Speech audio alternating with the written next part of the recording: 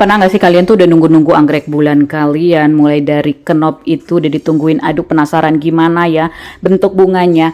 Pas udah mekar ternyata ada yang kayak begini tuh. Ya, jadi kuntumnya menguning, layu, dan ini nanti bakalan rontok. Kemudian satu lagi contohnya.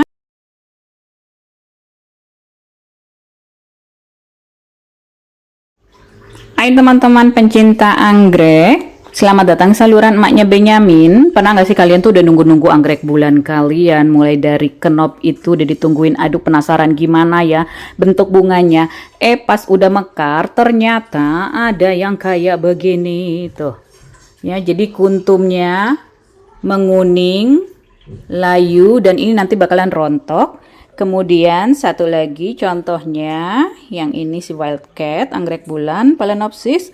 Tuh, jadi ini kering, ini juga kering. Ini dalam bahasa Inggrisnya disebut bud blast.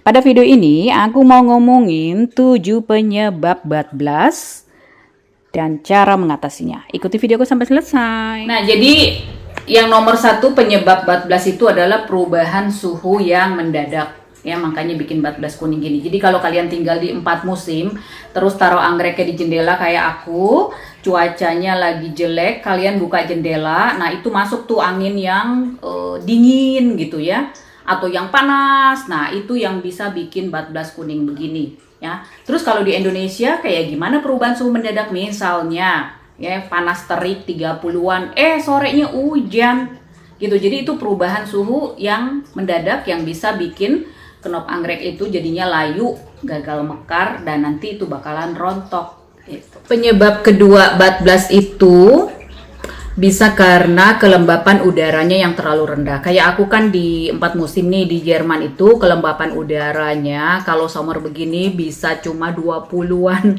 20, 30 ya di luar. Nah, di dalam juga nggak beda-beda jauh. Ya, kalau di luar 20, di dalam 30 gitu. Kecuali kalau winter tuh lembab banget.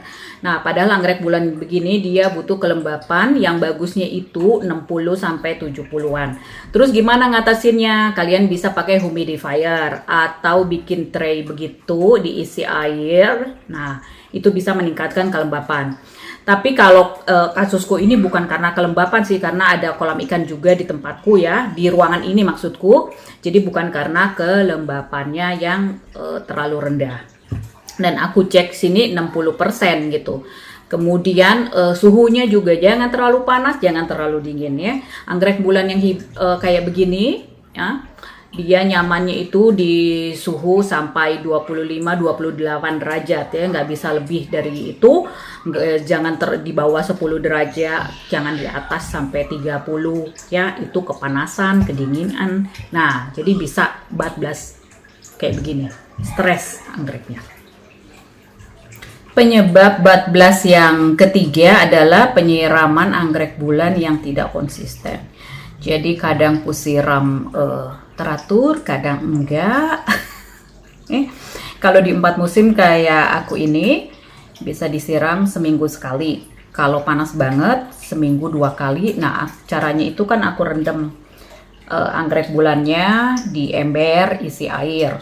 Ya, itu kulakukan sebulan sekali kayak begitu. Dan hari-hari lainnya aku semprot di bagian atas aja. Ya, jadi kalau disemprot bagian atas aja, nah bagian atas itu basah tapi di tengah sama bawahnya itu kering banget. Kalau lagi kenop ya itu bisa bikin stres, makanya kayak begini tuh kering. Jadi harus konsisten nyiramnya. Kalau udah seminggu sekali, seminggu 2 kali, nah itu tetap harus dilakukan kayak begitu. Dan kalau lagi kenop itu anggreknya butuh air lebih banyak ya. Yang keempat, kenapa anggrek bulan bisa layu kenopnya bud blast itu karena anggreknya dipindah-pindah tempatnya saat lagi kenop.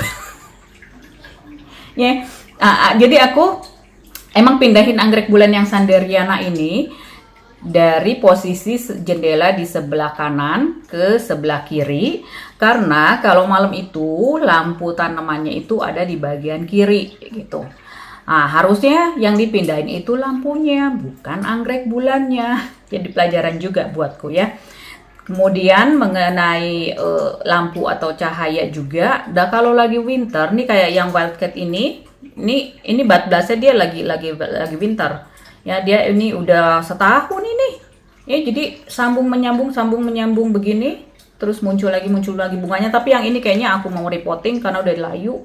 Tuh lihat udah lemes. Ya kelamaan bunganya juga ini ngabisin nutrisi loh kayak begini. Jadinya nanti aku akan repotting dan ini belum di repotting ini. Udah setahun lebih atau 2 tahun ya, aku lupa kapan aku beli. 2 tahun, udah 2 tahun belum ku repotting sejak aku beli. Ya udah nunggu 2 daun baru. Nah, jadinya dia stres gitu. Tuh 14 lah. Ini ada berapa nih? Ini 1 2 3. Penyebab 14 berikutnya. Kalau kalian taruh anggrek bulannya indoor kayak aku di dalam rumah, ya. Misalnya lagi berbunga nih, terus taruhnya di meja makan. Nah, di meja makan itu ada tempat buah-buahan gitu. Terus ada apelnya, ada pisang. Nah, dari buah-buahan itu mengeluarkan gas etilen namanya, itu bisa membuat knop anggrek bulan begini itu jadi layu, gagal mekar. Nah, kena batblas lah jadinya. Tapi itu di dapur sih ya. Ini kan di ruang tamu. Kalau aku nggak ada buah-buahan di dekat anggrek bulanku. Yang berikutnya adalah yang terakhir nih. Kenapa sih bisa bikin anggrek bulan batblas itu adalah cahaya yang berlebihan ya. Jadi baik di Indonesia maupun di 4 musim kayak aku ya, jangan kena panas terik anggrek bulannya ya. Ntar aku kasih lihat nih.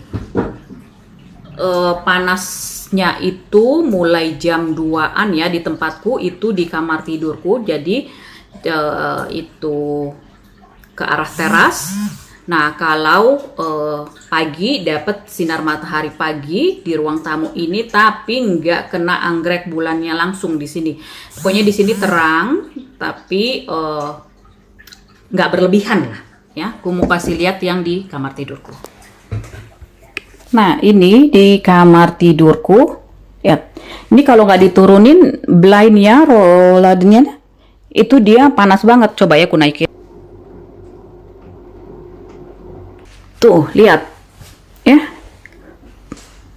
Terlalu banyak cahayanya. Di sebelah sini sih udah aku bikin plastik biar cahayanya, sinar mataharinya nggak langsung masuk, biar nggak terbakar daun anggrek bulannya. Anggrek bulannya aku taruh di sebelah sini. Tuh, aku selalu ngecek, oh masih tebal, berarti bagus anggrek bulannya. Ini dia masih mekar. Ini mau ku repotting, ternyata dia keluar spike lagi. Aduh. Tuh. Dan spike-nya itu nyari sinar matahari. Ini karena aku puter. Ya karena kalau ke sana bakalan kena kaca kan ya, ntar patah. Kenapa enggak disanggah? Ntar kalau emakku nonton, waktu itu suka nanya-nanya, kenapa nggak disanggah? Gitu. Nggak bisa, Mak. Gitu. Kalau disanggah tuh kepanjangan, kesini mentok. Dan aku lebih suka menjuntai begini. Nggak selalu menjuntai begini, karena yang Sanderiana itu juga aku bikin ada penyangganya ya. Jadi tergantung lokasinya. Mau ditaruh di mana? Cocoknya dibikin menjuntai begini atau pakai penyangga. Tuh kan banyak banget kan? Ini kena langsung tuh. Ini yang lurik-lurik dia daunnya, tapi itu hibrid sih. Ya, dan aku pakai semi hidro, ada cadangan air di bawahnya. Oh, itu udah kering malah. Oh, yang ini masih ada airnya. Biar nggak kekeringan. Tuh, yang ini sekarat pandu rata. Nah, ini rawat pakai semi hidro, pakai hidroton aja. Tuh, jadi makanya aku turunin tadi blindnya. Dan termasuk yang tadi nomor berapa ngomongin kelembapan udara. Tuh, di luar 20 derajat. Aduh, silau banget. Di luar 20 derajat, suhunya 35 di luar.